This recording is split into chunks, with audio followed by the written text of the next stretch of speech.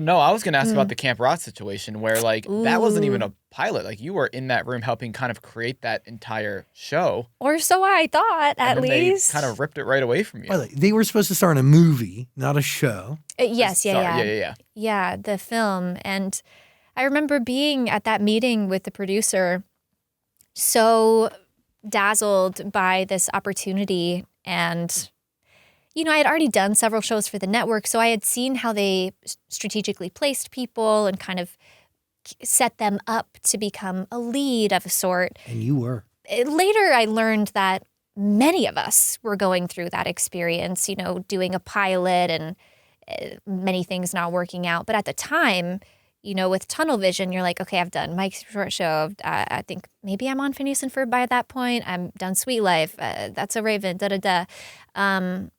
And you feel primed for it, especially because High School Musical was such a hit. And they were like, we need triple threats. I was like, yo, I actually dance. Respectfully, some people don't always actually dance.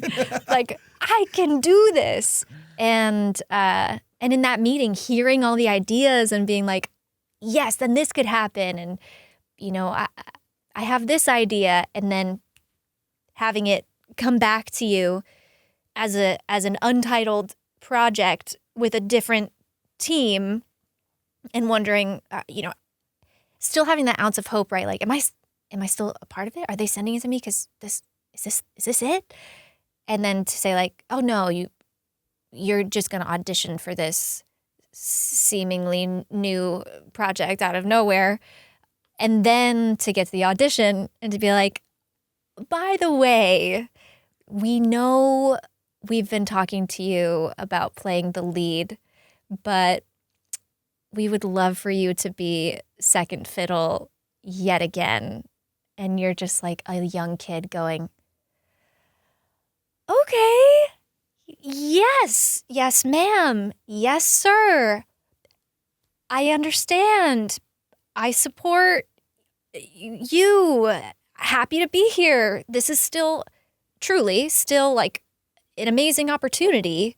But yeah, oh man, I talked with Jen Stone and some other folks who played like best friend characters growing up. And I think we each have to go through our own process of realizing it's okay to take up space at some point in your life, because we were so used to just being like, okay, how do we make the lead, you know, more prominent? How do we serve the purposes of getting the lead storyline to go forward? And you sort of like kind of fade into the background a bit, or it feels that way. So yeah, that was when I became a founder of a company. I had to confront that part of me that was like, oh, surely someone else is going to be CEO. I'll be the right-hand person. And then eventually it was like, oh no, I have to run this thing. Therefore, I am CEO. And I'll say I make a pretty damn good CEO. That's right. What was it like working with Demi back then? You know, I'm trying to think of like if I have legitimate memories at this point or if they're all just stories. I do remember there's one really pleasant memory. We were in the transpo van coming from base camp to set. And at the time, Demi loved recreating Christina Aguilera's riffs. And obviously she has an incredible voice. And eventually she taught all of us part of the riff on, I think it's Ain't No Other Man. And so in that moment, it was just a 20-second little moment, we were all practicing this Christina Aguilera riff in the van together before going out and filming. And those moments feel so innocent and pure and light. And I know now that so many of us were actually having a lot of different experiences, some light, some heavy on that set. But yeah, working with Demi was tender, very tender on the first one. And then the second one, our lives had changed so much that it felt more dense. It became, the air was thicker for all of us. We were carrying different responsibilities And Demi and the boys also had this weight of stardom and different kinds of pressures. And so, yeah, some of that lightness, I think, was lost by the second. Was any of that a cautionary tale? In what way? I mean, watching, understanding, learning, realizing that you have to pick up things just from watching people, even from one end to.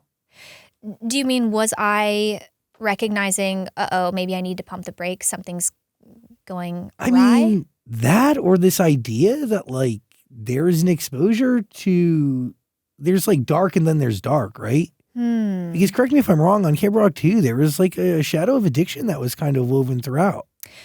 And I talk about it in the book, and I only mention what other people have come forward and said about their own experiences. That felt really important, that I wasn't disclosing someone else's business without their consent, just adding the impact that it had on me.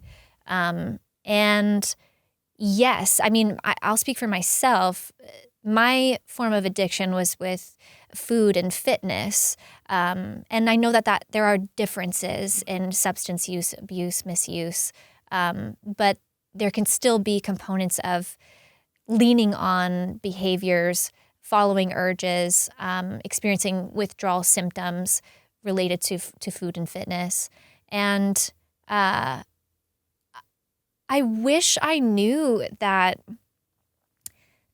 it was okay to ask for help, but it's hard to heal when you're going 150 miles per hour.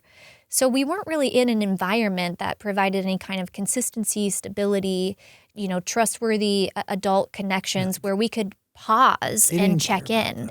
Well, but also many productions, they're adult workspaces designed with adult expectations. So they're not thinking about creating a safe environment for minors that's holistically supporting our development. And I'm not sure that I need to apply that responsibility to a studio per se. But yes, now that we know more about child development, absolutely, I think we can make some adjustments. But at the time, you're just trying to keep up with the next thing on your schedule. And many of us were, between different jobs, rehearsals, training, this, that, and the other, free gigs, press junkets.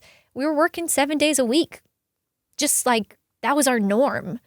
And because you're in the position that is coveted societally, it feels more like, oh, this is just, this is still a privilege to have this burden. Therefore, I need to meet the moment. I can't complain. I'm in the position that is in many ways what someone might aspire to reach 20 years from now in their career. Every kid watching really dreamed about being there. Well, and it brings us back to the facades, right? Because it was a myth that we were both affected by, just very differently. When you look at there's this Center for Scholars and Storytellers, Dr. Yalda Oels was a media executive at MGM, went back, got her PhD in child development, and then developed this center where it examines the impact of media and storytelling on young audiences.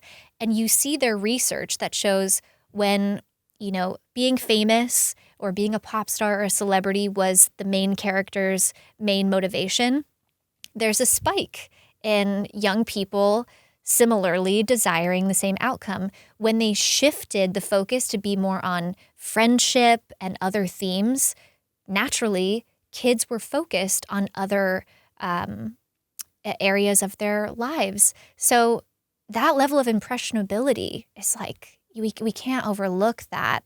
And growing up, it was like Hannah Montana and however many other things. It was everyone wanted to be famous. Even Lizzie McGuire's big moment was on a stage in front of a bunch of people, Real. And I was like, yeah, I think that's right. I want that too, I think, right? We should want that. And the adrenaline rush of being on a stage, of course, it's incomparable for sure. But it's not the only way to live a meaningful life. And it's not the only thing we need in our communities to do the work of looking out for each other.